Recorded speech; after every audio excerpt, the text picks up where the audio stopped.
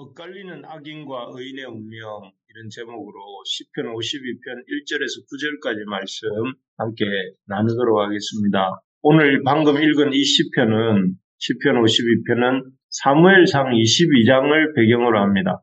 사무엘상 22장에는 사울 왕이 자신을 피해 도망치던 다윗을 도와준 제사장 아히멜렉 일가를 학살하는 내용입니다. 이때 제사장 가문을 학살하는 일을 사울이 제사장 가문을 학살하는 일에 적극 나섰던 그래서 도왔던 사람이 에돔 사람 도액입니다. 그는 이 도액이라 하는 사람은 사울의 가축들을 맡아서 관리하는 자였다고 합니다. 그는 이 제사장 아히멜렉이 도주하는 다윗을 도와주었다는 사실을 사울왕에게 알린 자이기도 하고 또 사울왕이 제사장 아히멜렉을 또 그의 가문을 학살하라는 명령을 내렸을 때에 사람들은 다 하나님께 기름 부음 받은 제사장을 해치는 일은 옳지 않다고 나서지 않았는데 이 도액만이 유일하게 그 죽이라는 명령에 적극 호응하고 그래서 무려 85명이나 되는 하나님께 기름 부음 받은 제사장을 학살하는 일에 거리낌이 없이 행했던 사람입니다.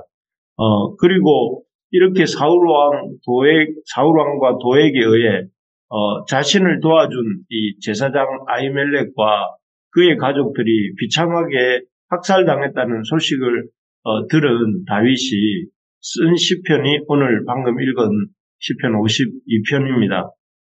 이 시편에서 다윗은 비록 지금은 사울과 이름 도액 같은 이 악인들이 승승장구하고 반면에 자신이나 또 아히멜렉 같은 하나님의 기름 부음 받은 자들이 아주 낭패를 당하고 비참한 삶을 사는 것 같지만 얼마 지나지 않으면 이런 악인과 또 의인의 운명이 완전히 엇갈리게 된다 하는 것을 이 시편을 통해 우리에게 알려줍니다.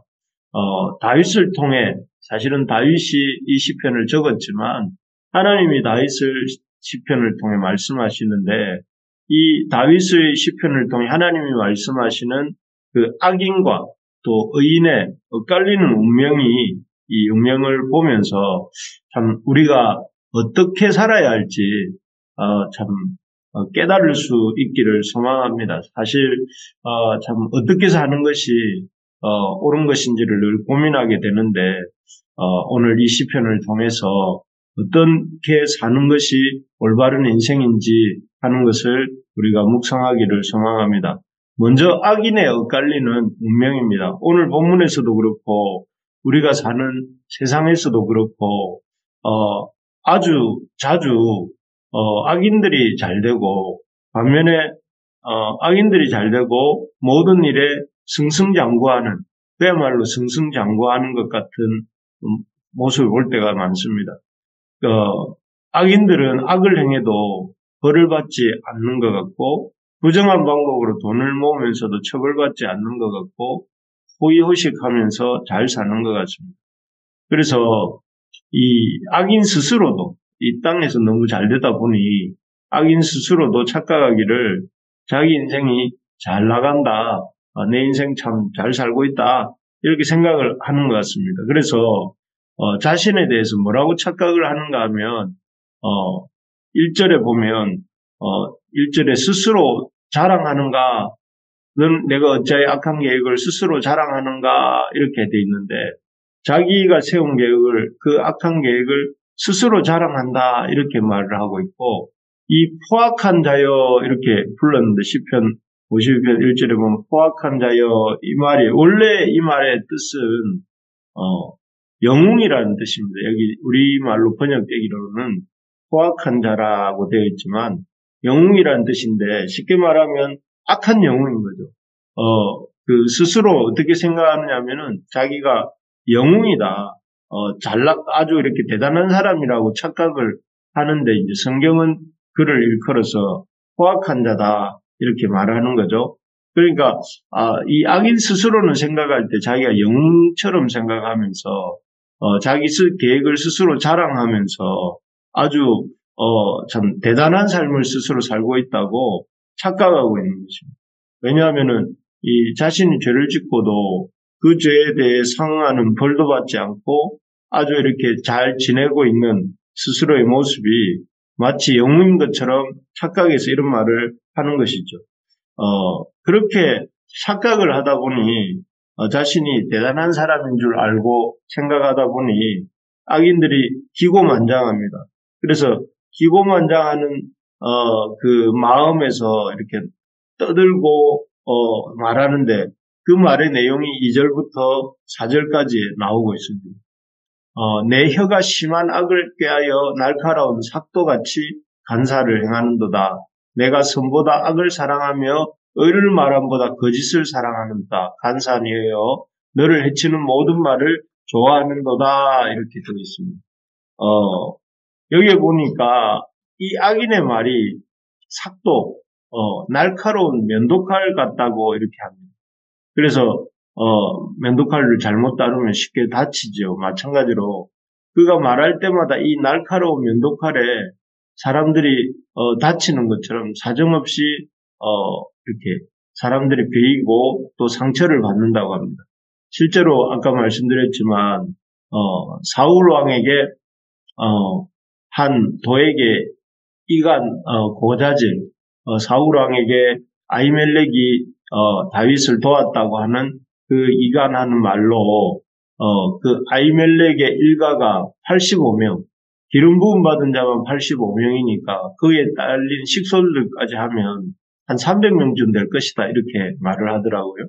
그 많은 사람들이 이 도에게 의해서 죽임을 당하게 되었고 또 아주 비참한 최후를 맞게 되지 않습니까? 그가 말하지 않았더라면 어떻게 되었겠습니까? 말하지 않았더라면 그런 일은 없었겠죠. 그렇습니다. 이 악인들의 가장 큰 특징은 자기 자신을 잘 모른다는 것입니다. 자기 자신이 악한 줄을 잘 모르고 또 자기 말 때문에 다른 사람들이 엄청나게 상처받는 줄도 잘 모릅니다.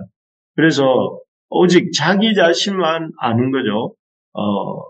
혹시 우리도 이렇게 자기 생각만 하고 도액이나 사울처럼 자기가 하고 싶은 말을 하고 자기가 하고 싶은 행동만 하고 그렇게 살고 있지는 않은지 돌아봐야 되겠습니다. 그래서 이 악인들의 특징은 자기가 영웅이라고 생각하면서 자기의 계획이 잘 풀린다고 생각하고 그러면서 아주 이 땅에서 이 기고만장하고 교만한 삶을 살아가는 사람이 악인들인데 이러한 악인의 자랑과 착각은 오래 가지 못합니다. 5절을 읽어보겠습니다. 그런즉 하나님이 영원히 너를 멸하시며 너를 붙잡아 내 장막에서 뽑아내며 살아있는 땅에서 내 뿌리를 빼시리로다 이렇게 되어 있습니다. 여기에 보면 하나님께서 교만에 빠져서 악한 말을 일삼으며 사는 이 악인을 그 장막에서 뽑아내시고 그 뿌리를 말리셔서 영원히 멸하신다 이렇게 적고 있습니다. 무서운 말씀이죠. 잠깐 잡초가 무상하게 피는 것 같습니다. 그렇지만 그 잡초를 농부가 뿌리째 뽑아서 길가에 던져놓으면 어떻게 됩니까? 이 순식간에 한나절이 지나지 못해서 하루가 지나지 못해서 그 뿌리가 마르고 또 결국은 죽게 되지 않습니까? 그리고 영원히 사라지게 되죠. 그런 것처럼 악인을 하나님께서 뿌리를 뽑으시고 말리시고 사라지게 하신다 하는 것입니다. 정말 그렇습니다. 그 대단해 보였던 사울 또 도액 그들의 위세가 지금은 어디에 있습니까? 흔적도 없이 사라지지 않았습니까? 남아있는 것이라고는 그들의 악행의 기록만 남아있습니다.